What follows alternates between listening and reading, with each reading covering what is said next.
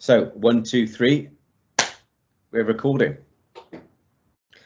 Good afternoon, and thank you for investing a little bit of time with me. My name's Adam Brooks, and I've been asked to come and share some pearls of wisdom, maybe, who knows? If you listen to the end, you might find one or two. But actually, why would you even listen to me? I'm 46 years of age this year. I wear rubbish clothes and I listen to rubbish music. And I remember being your age and looking at people who were 40 plus and thinking, God, how old are they? What do they know about life? Why would I listen to them? So I wanted to come and share with you some things because life hasn't been easy for me. And I wasn't the most academic kid at school. I wasn't the SWAT. I wasn't the teacher's pet in any way, shape or form. In fact, during parts of school, I probably had a chair outside the headmaster's office with my name on it for a little while because I was a disruptive child for a period of time. But I learned very quickly that knowledge and education aren't necessarily the same thing, but I had to become hungry for knowledge. And I say that because when I left school with 9 GCSEs, they weren't of anything to write home about. My best grade was a D in art. And as my nan said to me, you won't make money in art, son. So I had to work hard. And I grew up in a tiny little village in the middle of nowhere. And I had to, when I say I had to work hard, I mean I had to show up every single day, not just turn up. I had to show up with the attitude and the gumption and the grit and the determination that helped me overcome the fact that, do you know what, my qualifications weren't the best. So it wasn't easy to get in through that door. My qualifications weren't the richest amongst my peers. So it didn't look as good when I applied for jobs. So I had to get experience. So I did Saturday jobs. I did whatever jobs I possibly could to gain experience and gain confidence dealing with other human beings and dealing with the challenges that come with it, like rejection, like failure, like making mistakes and learning for those mistakes. And that's where my hunger for knowledge really started to grow. So let me take a step back. Why am I doing this? One, because I care. I care because I care for every single one of you to make a life that you deserve.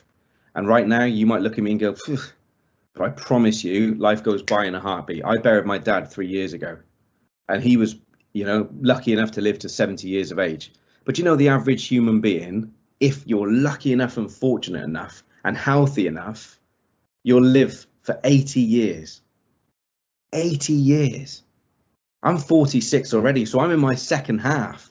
If this was a game of football, we've had the oranges at half time. I'm now in my second half of life. And I've worked extremely hard to get to here. I now want to work smarter so I can enjoy my life a bit better. And that's probably a big driving force behind that reason for caring, because I exhausted myself in the early part of my life because I had to work so hard to catch up with what I didn't do when it came to education, when it came to applying myself at school, because I found school a laugh, a bit of a DOS. Children, my friends found it easy to get on with me and stuff. We had a good laugh, but teachers found it difficult to deal with me because I was a bit spirited. And I found that fun and I found it engaging and I found it enjoyable being the clown class and all that sort of stuff. And it was on all of my reports. If he just applied himself as much as he did to trying to be the funny one in the class, he'd go on and do big things. I sit here now in front of you with 2 very successful businesses and a business community that helps everyone from startup businesses through to multi-millionaire businesses. So I can say to you with passion and heart that if you back yourself, and I mean back yourself when other people won't, you can achieve absolutely everything. You can achieve anything you want to, and you've got brilliance you don't even know yet. You haven't even begun to recognize or understand the capability of you. Every single one of you watching this now. I've got a 14-year-old daughter. I've got a 9-year-old son. I've got a family where we've got 2 teenagers with my partner. So there are 4 kids that are all going to be coming through this. You guys have some of you would have recently taken your options, and you may be making choices now that you're understanding and starting to realize that these can have an impact on your future. What options you choose now, what GCSEs that you take, how you apply yourself in the next couple of years, that can have a difference in what college you go to, and therefore maybe what university you go to. And you may set your heart on a career. Some of you will be this driven this young. I wanted to be a copper when I was a kid. God only knows, don't hold it against me, but I wanted to be a copper. And I realized as I went through my career path that wasn't what I was good at. But getting people to think and act differently, challenging the status quo, challenging the way of thinking, finding new ways to do stuff, problem solving, troubleshooting, that was what I was good at, exceptionally good at. Because I wasn't afraid to be humble. I wasn't afraid to be vulnerable. I wasn't afraid to ask for help. And I sit here as a 46-year-old guy going, I cry, I laugh, I joke, I scream, I lose my rag. I'm a human being with flaws and every single thing.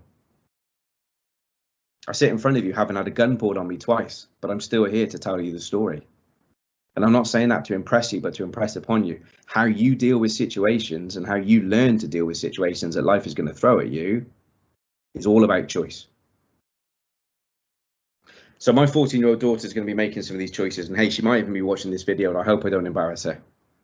But I love my children and everything that I'm about in terms of I want to give them all the things that I didn't have, but I want them to learn the tough way. You know, my daughter might come to me and say, Dad, can I have a tenner? Yeah, you can. Here's the bucket, here's the sponge, here's the soap, the van's outside.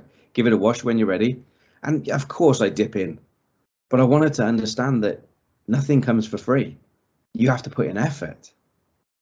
So whether that's effort now in your study leading up to your qualifications, or whether it's effort in terms of you volunteering at the local scout group, or volunteering or getting in terms of your DOE, your Duke of Edinburgh and stuff, and volunteering in a local Saturday shop and getting some work experience, whatever it might be, that makes you more attractive when you leave school, leave college, you leave university. That's what we're looking for as employers. We are looking for somebody that can stand out for the right reasons. Believe me, a lot of them stand out for the wrong reasons, and it's not difficult to do that. So if you understand that very simple principle, it's also not difficult to stand out for the right reasons. So if you've got a pen and paper to hand, I'm going to ask you to write something down. I want you to write a couple of things down today, and I'm going to share with you a couple of core principles. One of these core principles, and I'm talking COR, core principles. One of them is choices, options, and response. Choices, options, and response. See, every single one of us has choice. I promise you there will be times in your life when you feel you don't have choice. You are right pushed up against it. The pressure's on, whether that be emotional, financial, friends, peer pressure, relationships, work. You will feel under that cosh. And you don't get better, you get stronger. You get more resilient. You gain more courage, you take more risks, you make some mistakes. You realize that failure isn't the end of anything, it's actually the beginning. It's where the good stuff really starts to happen. So your choices, they lead you to decisions, better actions, better outcomes. But you have choices because you have options. So if you have the ability to stand back and choose which of these options could be best for you right now, you will make mistakes, accept it. But back yourself with every option and back yourself with every choice. But be prepared to own your response. Because I promise you, people are going to say things and people are going to do things that aren't very nice. You are going to face rejection in life. You are going to face rejection looking for jobs and employment. You are going to face rejection when you go after your dream. You're going to face setbacks. And you can't control all of that stuff. But what you can control is how you respond as a human being. What you think, what you feel, what you do next. That's what matters. I wish there was a degree in this, and I wish there was a GCSE in this, because understanding your emotional intelligence, understanding who you are, that self-awareness of what you are capable of, and that self-awareness of what you're not so good at, but also the self-awareness that you don't know yet what you're fully capable of. So embrace that knowledge and embrace that hunger for knowledge. Reading books, attending webinars, getting onto YouTube, studying the things that you're passionate about and stuff that excites you. Because when you go after something with gusto and passion and energy, no one can stand in your way. Every single time you come across a setback, you find a way to overcome it. As I said, I wasn't the best academic kid at school, far from it. But I've got people now working for me that are way more academic than me. And again, I'm saying that to impress upon you that you don't have to be the most academic person to get on in life, but you do have to be the person that's going to pick yourself up 10 times when the world knocks you down 9. So I shared with you earlier on that the average human being lives for 80 years. 80 years, and it seems like a really long time. And like I said, if you're sitting here watching this 13, 14, 15, you're looking at me, a 46-year-old old man, and you're listening to this, 80 weeks. Can you even imagine what your body's going to be like when you're 80? Can you even imagine how it's going to feel getting up and going down the stairs? Can you imagine how easy or not it's going to be to just get around and do the basic things that you currently take for granted as a teenager? No, nor could I, and I still can't. But I'm a lot closer to it than you are. So 80 years sounds like a long time, but 4,200 weeks is what it breaks down to. So on average, we get 4,200 weeks each, if we're lucky enough and fortunate enough and healthy enough to live that long. I just want to leave that thought with you for a minute. 4,200 weeks, no dress rehearsal, no second shot, no can I go again, Dad? No, miss, sir, can I just have a practice? No. 4,200 weeks. So every single second counts. You have just experienced a week of brilliant opportunities, brilliant information. Hopefully some of these options and information that you've received over the last week and you've experienced over the last week may have changed some of your thinking to what you want to do as a career. They may have opened up new ideas that you never even knew existed. They may have opened up new talents that you've discovered that you never even knew you had, that you didn't even know you could follow and make money. Discovering your purpose is a brilliant thing. Finding out how to apply that purpose is your challenge. It's every one of ours challenge.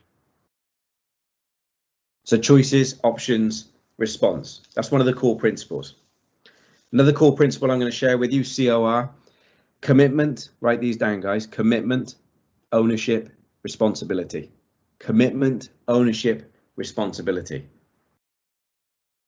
Now, I get asked this a lot when I'm working with high performance teams, business owners, senior execs, and they're asking me things like, yeah, but how do you maintain this mindset? How do you maintain this positive attitude, this positive outlook? And I'm like, because I commit to myself every single day when I get up that I'm going to be happy. I choose my state of mind because I understand how psychology works. I understand how the brain functions. I understand what I put in is what I get out. If I put loads of rubbish in, guess what's coming out? So I choose my state, my happiness, my health, my mindset on a daily basis, and I exercise like that, just like exercising at the gym. If you want to go and bench press 50K, 100K, 200K, if you want to do that, you've got to practice. You've got to start small and build up. If you want to climb mountains, if you want to become good at kayaking, you've got to get in the water every day. If you want to be a footballer, you've got to lace your boots up every day and get out there practicing. And that means sacrifice at times. That means sacrificing going out with your friends and doing some of the things that they want to do and hanging about on the streets and just chilling out with your boys or your girls because that's what you want to do. But David Beckham was in the alleyway kicking balls into the back of the dustbins and stuff. He was practicing. Ed Sheeran, writing lyrics. Ed Sheeran broke the music charts, guys. He had 11 in the top 10. Figure that out for a minute. He had 11 songs, 9 of his own, 10 of 2 others that he wrote that somebody else performed. And when that happened in the download charts, they changed the way that the download charts now count towards charts. So he changed music history. But he was sofa surfing. He had nowhere to live. He was broke, but he didn't give up. He backed himself and he backed his talent and his ability. And he built a YouTube following and he kept going consistently, religiously, building his talent pool of writing for songs. And then when it came to being signed, he just went wild. He sold out the O2 in 18 minutes, the O2 Arena. 4 years before, he was sleeping on his mate's sofa. So don't tell me your life can change in a heartbeat. Don't tell me you can't turn things around when things are tough. But struggling and trying to do it on your own, guys, is tough. Asking for help, pulling in with the friends, talking to teachers, talking to your friends, your parents, pulling in people that you trust that will champion you and support you. Sometimes give you a bit of a kick up the tush as well, because we all need that. But commitment, ownership, responsibility. Commit to yourself. What is it you want to achieve? Who do you want to be? What do you want to become? Where do you want to live? What kind of car do you want to drive? What clothes do you want to have? How do you want to feel at the end of the month? Do you want to be in a position where there's too much month for the money you earn? Or do you want to build a lifestyle and an income and a sustainable wealth that gives you that health and that freedom, the choices and the options we were talking about earlier on? Better choices, better options. But no one's coming over a hill to save any of us. No one's coming over a hill to give us anything on a platter. We have to work for it, hard then smart. So commit. What are your commitments to you today? Looking at this week, looking at your options, looking at where you are. What are your commitments that you're going to make to yourself in the next week, in the next month, in the next year? that you are going to thank yourself for in 10 years' time. You know, there's a brilliant old phrase. Somebody sat under a tree today, somebody sat in the shade today because somebody planted a tree 20 years ago. You know, you guys are growing up in a, you know, I've got an iPhone 12 Pro Max and I love my tech. I'm a techie. I'm a geek. I'm cool with it. I'm a gamer. You know, I'm a camper on Call of Duty, whatever you want to call me. I don't care. I love gaming. I love tech. But we're growing up in a world of instant gratification where everything is available 24 hours a day with the fastest broadband and fastest Wi-Fi and all these things take time. Life isn't like that. Anything worth having takes effort and time, and it takes commitment, it takes purpose, it takes passion. As I said earlier, no one can stop you. No one can hold you back when you are committed to your purpose and passion. And that means taking ownership of when we make mistakes, taking ownership of our behavior. Because what's knowledge without behavior? What's intellect without behavior? So how you behave defines who you are. It defines who wants to be around you. It defines who supports you. So your behavior is everything. So what happens to you in life, what happens around you, hey, sometimes even what happens because of you, that doesn't define who you are. But how you respond to it, that defines who you are. Your behavior, your attitude, your mindset. That's what defines who you are. Change is possible. Every single thing is in the grasp of your fingertips if you're prepared to believe it and go after it with abundance and passion like nothing else. You look at some of this stuff, right? Let me give you a different kind of thought process. Just imagine for a second, guys, waking up every single day with £86,400 in your bank account every day. And every 24 hours, that £86,400 resets. So every day, you can go spend crazy. You can do what you want with. You've got £86,400. You can do whatever you want on a daily basis because tomorrow morning the £86,400 is back in the bank for you to go again. Now imagine if you were living in that life with 86,400 opportunities every single day coming your way. If somebody stole £10 from your bank account when you know you had 86,400 every day, no matter what, would you let that bother you? £10 coming out of 86,400. Would you dwell on that for that long, knowing that it's going to be replaced tomorrow anyway? And this is the magic, guys. You've got 86,400 seconds every single day, and they reset and they renew. And some days we have bad days, and some days we have good days. That's all about perception. That's all about your lens. That's all about your emotions and mindset and how you feel. And the only person that can control that is you. Yes, well, other people can influence, environments can influence, other people's behavior can influence. But you know, when you get that WhatsApp message or you get that message on Insta or you get trolled from somebody in your year group or whatever it might be because you put something out there and then somebody criticizes you, that's that 10 seconds out of 86,400 seconds a day. Are you really going to allow that person, that tiny little message, to derail your entire day? This is a superpower, guys, understanding that you have the power to control how you feel. Nobody can make you feel anything. You allow other people to make you feel these things. So when I got into my early career, I left school at 16. I got a job working in a factory. I had to cycle to work 12 miles away. And I started to work overtime because I wanted to buy a car and I wanted to get my license. Because I was in a tiny little village and you blink, you miss it when you drive through. So opportunity didn't exist where I was. So I had to go get opportunity. I had to go make it happen. So I had to cycle 12 miles every day to go to my work. And then 12 miles back, which was great, but I was coming against the wind coming home. So it was a lot harder pedaling back. 3 months before I passed my test, I had my car that I bought in my drive, in my parents' drive. And I had to get my mountain bike and get out every day, rain or shine, and ride that bike knowing that the car was in the drive. But I wasn't ready to drive yet. I hadn't passed my test. And it broke my heart every day. But it made me committed to pass my test. And I flew through my test in the first go. And I got my independence and I left that tiny little village and I started work early in the mornings and I started to work late at night. And I started to work at 6 in the morning. So that meant leaving my house at 4 in the morning. And I'd get home at 10 o'clock at night and I'd work overtime. But then I found I had a pretty decent lifestyle. I had pretty decent clothes. I had probably the best car from all of my friends. I had the ability to go and watch my beloved Derby County play because I could afford to go, and I had the car and the petrol, and I had all the trappings that came with working hard. That didn't come through qualifications. That came through working hard, putting myself out there and challenging myself. Because believe me, without the qualifications, it was tough. Without the right badges and certificates, it was tough. I had to show up like 10 times anybody else. But that's what I mean about commitment. I was committed to prove to others that I could do this. I was committed to prove to myself. And that's what I learned over a period of time. I'm not competing with anyone. I'm competing with me. I've got to be better today than I was yesterday. I've got to be better tomorrow than I am today. And that's up to me to own it. That's up to me to drive it. Right? I can't be a passenger in my own life. I'm 46. I've got kids your age. I want them to grow up knowing they've got every single opportunity available to them, just like you have. But I've also got to give them the reality of the fact that they are going to slip up and fall over, and they're going to pick themselves up, and they're going to need a hug, and they're going to need another hug, and they're going to need support. But they're also going to need poking and challenging, because life is going to throw things at you that you're just not ready for. I promise you, school is easy in comparison.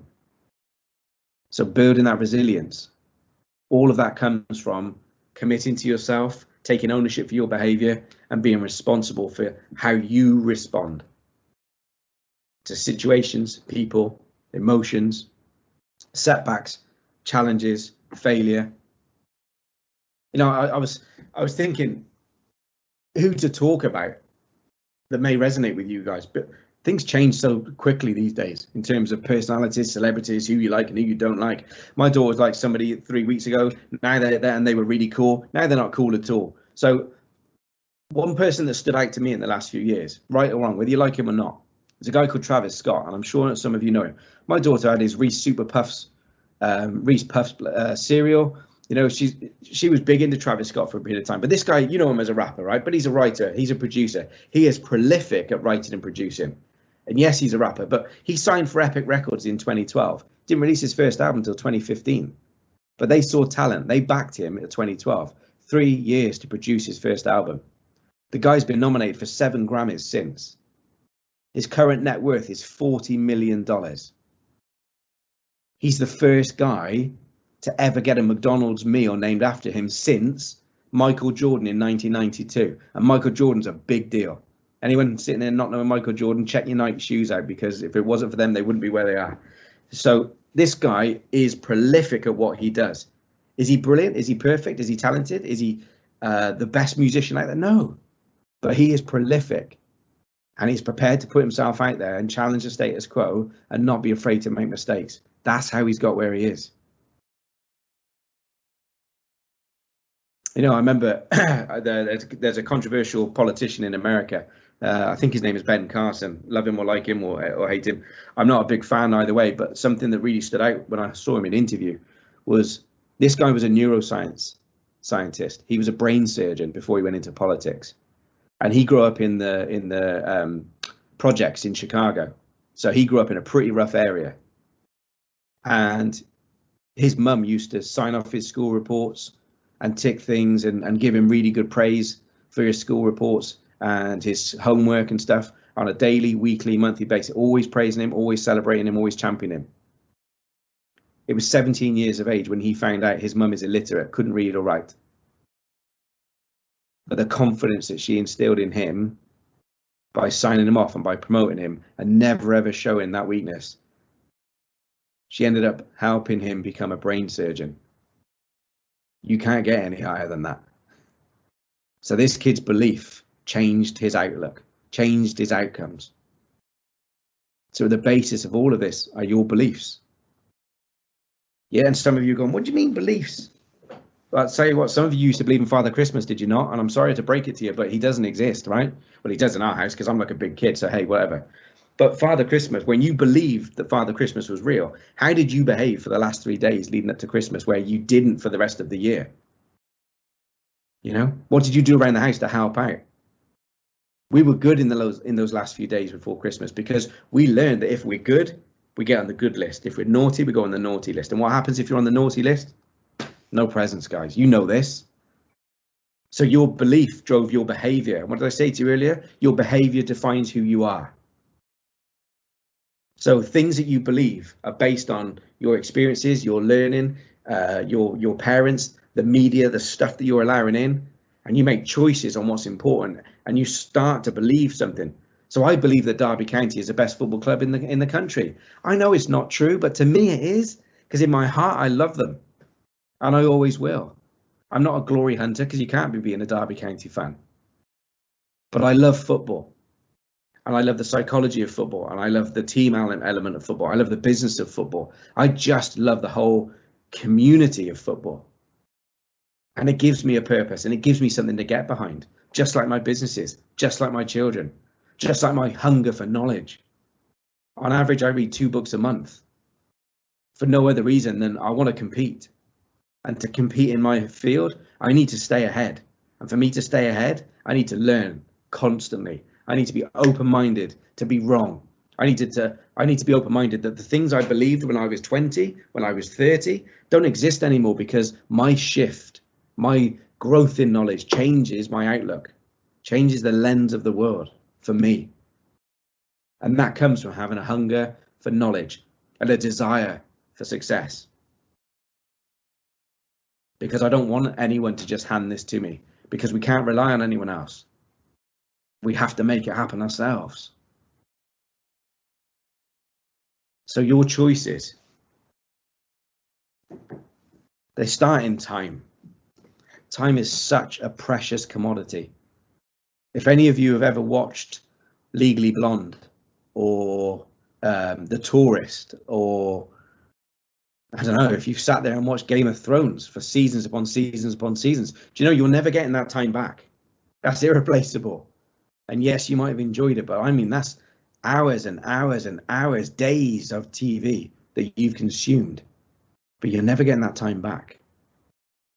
That's how precious time is. Once it's spent, it's gone. See, if you made £100 today and you needed to pay a bill, and the £100 went, and you needed another £100 tomorrow, every single one of you watching this, I know in my heart you are resilient enough and capable enough to make money. So making money is easy. Keeping money is a different game. But when you lose time, when you invest time badly, when you waste time, before you know it, you'll be 46 years of age, wearing rubbish clothes and listening to rubbish music, and talking to 14, 15, 16-year-old kids going, maybe just take 10% of this advice and do things differently. Do things smarter, do things faster, do things better. Because if I could go back and talk to myself, I know I would make different choices. I know I would make choices that would help me get where I got to and where I want to be faster with less mistakes. But for all of my life, I've been a deep end kind of guy. Throw me into the deep end, I'm going to come out. It's going to be tough. There are times when I felt I was going to drown. And every single one of us listening to this now will have moments where we feel we can't get through what we're going through right now. We're not capable, we're not strong enough. But you've got through stuff before, and you had those same thoughts then. And by holding on and asking for help and pushing through and committing to yourself that better's coming, that you can make it happen, that you've got that ability, you get through it, and you look back and you go, I never thought I would, but you did. That's what I'm talking about. There's no GCSE for that. That's about credits in the bank account for your life. That's about you taking every single opportunity, and that comes back to choice. That's being aware that those choices exist. That's being aware that those options are there for you. That's being aware that you've got to step up to show me that you're worth it. Because if I was to offer you a job for 20k tomorrow, what would you do to prove to me that you're worth 20k? How would you stand out from the crowd? If I put an advert up tomorrow for 20k job, I guarantee I'm going to get 200 applicants coming through. My inbox is going to be full. My emails, 200 applications coming through. How are you going to stand out in the subject title? What are you going to say or do in your CV that's going to make me want to interview you, to bring you in? Or are you just going to do the same old as everyone else and just sit back and go, well, I applied. I tried my best. I'm not allowed to swear, but that's nonsense. If you want stuff, I think it was Yoda that famously said, do or do not, there is no try. This is the way, right? The Mandalorian way. Told you I was a geek. But I promise you, life will throw things at you, good and bad. And when the good comes, you've got to be ready to deal with it humbly and gracefully. Just the same as when defeat hits, you got to deal with it humbly and gracefully. You never lose. You either win or learn. Choice, mindset, commitment, responsibility. 86,400 seconds every single day. Why worry when someone steals 10 of those from you? I think we've covered some fairly simple, but I hope you understand very, very powerful principles. The world's waiting for you. If you've never read this poem, go and read Dr. Seuss, Oh, the Places You Will Go, because your mountain is waiting, so get on your way. Thank you for listening, guys. Thank you for investing the time and effort you have this week in every single one of the opportunities that have come your way. Take every single bit of that energy and excitement and nervousness that you felt during this week. Talk to your family, talk to your teachers, talk to your peers, and start to figure out a plan of where you want to be and what you want to do. Because I promise you, if you back yourself, you can achieve anything. And I need you to do good, because I'm going to be in a nursing home one day and I need good people looking after me. That's what happens to us old people. So make sure you step up, if not just to look after me. Thanks very much, guys. Thank you for listening. Be awesome. Every single one of you are. You've got talent. Don't be afraid of it. Embrace it and have fun with it. I'm Adam. Thanks for listening.